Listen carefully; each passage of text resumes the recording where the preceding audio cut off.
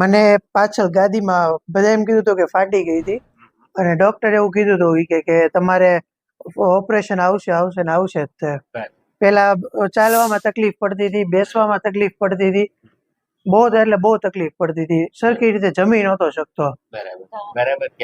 અને એના પપ્પા તો એમ જ કહેતા હતા કે આપણે કેમ પહોંચશું એમ, કારણ કે પેલા અમને ઓપરેશન નું જ કીધું, એટલે અમે તો બધી રીતને એમ મૂંઝાઈ ગયા હતા. હા, પણ વળી કોને ખબર ઉપરવાળાની એટલી મહેરબાની કે અમને રસ્તો બતાવ્યો એમ, અને તમારા સુધી અમને પહોંચાડ્યા એમ. હા, સારું થઈ ગયું એને. હવે કેવું છે? હવે કાંઈ તકલીફ જ નથી, બિલકુલ રેડી. બિલકુલ ચાલવામાં કોઈ તકલીફ? કાંઈ નહીં, બેસવામાં કોઈ કશું તકલીફ? જ નહીં. કશું જ નહીં. બરાબર.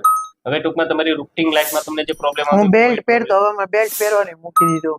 આપણી સાથે છે યશભાઈ. યશભાઈ ક્યાંથી આવ્યા ભાઈ? પાલીતાણાથી.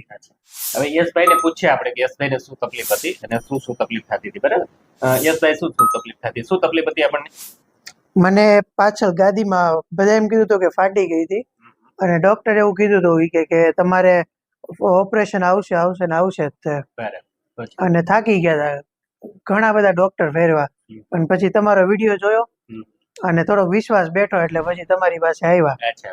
પેલા ચાલવામાં તકલીફ પડતી હતી, બેસવામાં તકલીફ પડતી હતી, બહુ તકલીફ પડતી હતી, સરખી રીતે જમી નહોતો શકતો.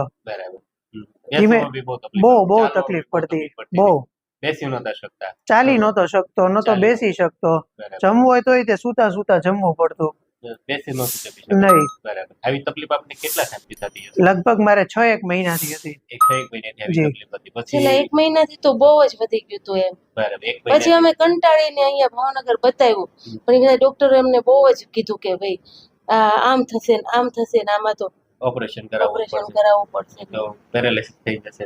હા, એવું જ કીધું હતું. હા, તો બરાબર. હવે યશભાઈ, આપણને તકલીફ શું હતી હું તમને શોર્ટમાં સમજાવું કે આપણને L3 L4 એક આ ગાદી L4 L5 S1 બરાબર, આ બે ડિસ્ક આપણી ટૂંકમાં ખસી ગયેલી, ગાદી ખસી ગઈ તો પ્રોટ્રુઝન આગળની લેયર તૂટી ગઈ હતી. તમને ડોક્ટરે કીધું ગાદી હર્નેશન થઈ ગઈ, એવું નહોતું. ડિસ્કની 3 લેયર આવે, કેટલી 3 લેયર, એક લેયર આપણી તૂટી ગઈ હતી, એક લેયર તૂટીને ફુગ્ગા જેમ ફૂલીને આપણી પગની નસ દબાવી દીધી. મને તો એવું કીધું હતું કે તમારે ગાદી ફાટી ગઈ છે, એનું લિક્વિડ ઢોળાઈ ગયું છે અને તમારે જમણા પગને બ્લોક કરે છે, એટલે ઓપરેશન કરાવવું જ પડશે. ડિસ્ક હર્નેશન હતી આપણી, પણ લિક્વિડ શેપ કર્યું તમે બલ્જિંગ. બરાબર. ડિસ્ક ફાટી એમ કહો તોય કહેવાય, પણ ટૂંકમાં હાવ લિક્વિડ સેક્રિફિકેશનમાં નહોતું ગયું કે ડિસ્કની બહાર નીકળીને આપણી નસને સ્પાઇનલ કોડ આખો કમ્પ્રેસ કર્યો, એવું નહોતું. બરાબર. અને આપણે આ 3 ગાદીમાં પ્રોબ્લેમ હતી ને એક ડિસ્ક આપણી જે ડોક્ટર તમને અગાઉ સમજાવ્યું ડિસ્ક ફાટી ગઈ હતી, આગળની લેયર ફાટીને ફુગા જેમ ફૂલીને આપણી નસ દબાવી દીધી. હવે આપણે આપણી સારવારથી શું કર્યું કે જ્યાં ગાદીઓ ફસેલી હતી એ ગાદીઓને આપણે નેચરલી પાછી અંદર ગોઠવી અને આપણી જ્યાં પગની દબાઈ ગયેલી નસ ને આપણે છૂટી પાડી. બરાબર. આજે લગભગ આપણે તમને 1 2 3 4 5 6 7 8 સેશન થયું આપણું. બરાબર, 8મું સેશન થયું. યશભાઈ, હવે કેવું છે?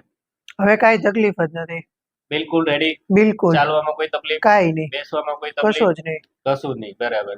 હવે ટૂંકમાં તમારી રૂટીન લાઈફમાં તમને જે પ્રોબ્લેમ હું બેલ્ટ પહેરતો, હવે મેં બેલ્ટ પહેરવાની મૂકી દીધું. ભૂલાઈ ગયો છે દુખાવો? હા, દુખાવો જ ભૂલાઈ ગયો છે. ભૂલાઈ ગયો છે. એટલે દુખાવા બાબતની વસ્તુ છે જ નહીં એવું કાંઈ. ચાલવામાં પ્રોબ્લેમ નથી, કશું જ નહીં, બધું એકદમ રેડી છે. બરાબર, એકદમ. અને યશભાઈ, આપણે કશું નથી કર્યું, નેચરલી જે તમને ડીશો બહાર નીકળી હતી, નસ દબાતી હતી, અને આપણે નેચરલી જેનું અલાઇનમેન્ટ કરી ડીશ અંદર નાખી એટલે બે મણકા વચ્ચે જે રિડ્યુશન થતું હતું એ બી ઓછું થઈ ગયું, અને બટ અત્યારે સારું છે. અને આપણી સાથે યશભાઈના મમ્મી છે, યશભાઈના મમ્મીને આપણે પૂછે શું બેન તકલીફ થતી હતી ભાઈને? અને બહુ જ તકલીફ હતી, અને મારાથી તો જોવાતું જ નહોતું એમ, કારણ કે આપણા બાળકને આવું થાય એટલે તો, અને એ જ નાની પાછી. 1-2 વાર મારી પાસે આવ્યા ત્યારે તમે રડી પડી ગયા? હા, હું રડી ગઈ હતી. સારું થશે કે નહીં? 100%. બરાબર. અને એના પપ્પા તો એમ જ કહેતા હતા કે આપણે કેમ પહોંચશું એમ, કારણ કે પેલા અમને ઓપરેશન નું જ કીધું, બરાબર, એટલે અમે તો બધી રીતને એમ મૂંઝાઈ ગયા હતા.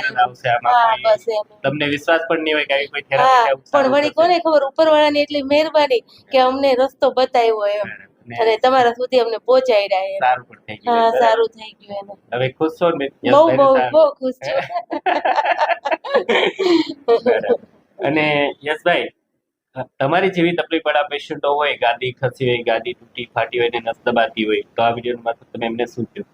હું તો એવું કહું છું કે તમારે આવું જ જોઈએ, અહીંયા જ છે. બરાબર ટૂંકમાં નેચરલ હા હા હા, 100% તમને દવા ફેર તો પડી જશે.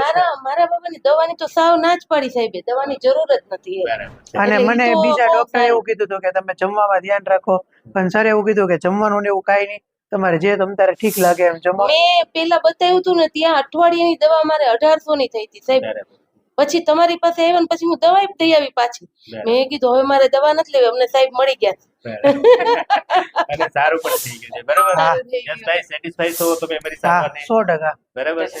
અને યશભાઈ આ વિશે મેં યુટ્યુબ ઉપર મૂકીએ, હા મૂકો. તમારી જેવી તકલીફ વાળા પેશન્ટો જોવે તેમને ખ્યાલ આવે ભાઈ યશભાઈને ફરજિયાત ઓપરેશન આવે એવું હતું અને તમને બધા ડોક્ટરે ઓપરેશન નું કહી જ દીધું હશે કીધું ભાઈ. હતું. અને એ આપણે ઓપરેશન વગર બરાબર નેચરલી આપણી થેરાપીથી ટૂંકમાં તમને ઓપરેશન ની બહાર કાઢ્યા છે બરાબર, હા. અને સારું પડશે બરાબર. અને ફ્યુચરમાં આ તકલીફ તમને આવશે બી નહીં ક્યારેય, થોડુંક તમારી તો પરિચય કરવાની બધી બરાબર. ઓકે સારું સારું થેન્ક યુ. ચાલો બા જય શ્રી જય કૃષ્ણ. શ્રી કૃષ્ણ. બસ પેલું યશભાઈ ઊંડો શ્વાસ છોડો છોડો છોડો છોડો.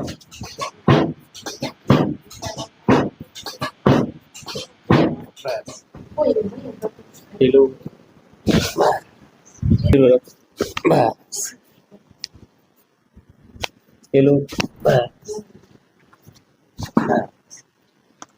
બસ પેલું બસ યસ થેન્ક યુ. પેલું બસ બસ